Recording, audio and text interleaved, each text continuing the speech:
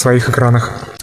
В минувшую субботу свой юбилей отпраздновала радиостанция «Татар Радио С» 15 лет в эфире. Как прошел 4-часовой концерт, сколько стоили самые бюджетные места и что думают о концерте сами звезды, расскажет моя коллега Динара Хамидулова. Юбилей «Татар Радио С» являлся самым ожидаемым событием этого года. Как для любителей татарской музыки, так и для ее исполнителей.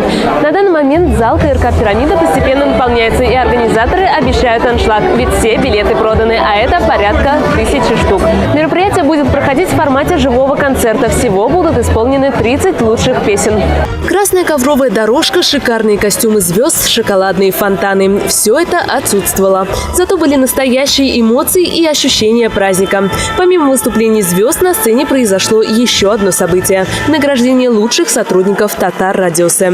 Нашей съемочной группе удалось пробраться за кулисы и пообщаться со звездами татарского небосвода. И также узнать, чем для них является этот праздник.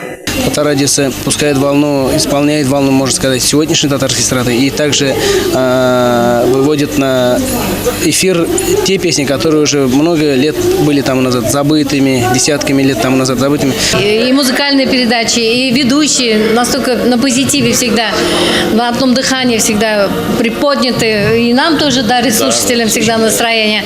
Поэтому это и наш праздник, и мы с удовольствием пришли поздравить сегодня нашу любимую «Татар Радио С». Несмотря на кажущуюся непопулярность такого мероприятия, от зрителей мы узнали, что билеты они приобретали за несколько месяцев. Причем за не самые малые деньги. Самые бюджетные места на так называемой Камчатке стоили от 1500 рублей. И, кстати, в зале было очень много молодежи. Где-то месяц тому назад приобрели мы на мероприятие билеты с мамой и с двумя тетями. То есть все вместе с семьей мы пришли. Вот. От концерта очень довольны. Очень красивый концерт. По всему размаху мероприятия можно предположить, что подготовка была долгой и спланированной. Кстати, певцы выступали под аккомпанемент живой музыки. Динара Хамидулова, Регина Гайдук. Новости на Первом городском.